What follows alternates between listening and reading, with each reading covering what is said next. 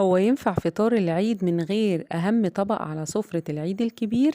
الكبدة الاسكندراني بكل تكاتها وتفاصيلها تعرفيها معايا بسر التسوية المظبوطة. أول حاجة هنسمي بسم الله، وعندي نص كيلو من الكبدة، وهنبتدي نحضر التتبيلة بتاعتها: عصير ليمونة كبيرة، وكمان التوابل عبارة عن كمون وكاري وبابريكا وكزبرة وتوابل مشكلة أو توابل كبدة. وهنبتدي إن احنا نضيف عليهم معلقة كبيرة من التوم، ونقلب كل المكونات دي مع بعضها.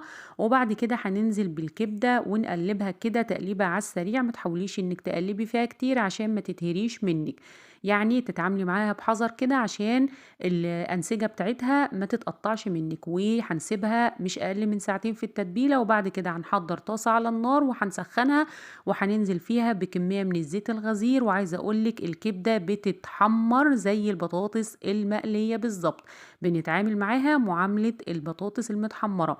كمية الزيت مش هتكون كتيرة أبدا. هنقلب الكبدة على الوشين، أول ما بتاخد اللون اللي انت شايفاه ده ببتدي أنزل عليها بمعلقة صغيرة من الثوم ومعلقة صغيرة من هريسة الشطة، وبعد كده هنضيف لها الملح بتاعها.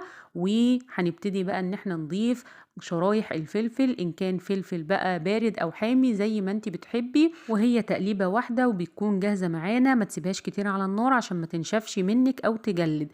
وبنبتدي نغرفها. وعايزة اقولك الصوص اللي انت شايفاه معايا ده كلنا بنتجنن عليه في عربيات الكبدة وكمان محلات الكبدة الشهيرة. كمان إضافة الكاري بيديها طعم حكاية بالظبط زي المطاعم والمحلات الكبيرة. جربوها بالطريقة دي وقولوا لي رأيكم في التعليقات، وإن شاء الله تعجبكم. وكل سنة وانتم طيبين، وما تنسوش شير ولايك وسبسكرايب لقناتي تاهة في المطبخ. السلام عليكم ورحمة الله وبركاته.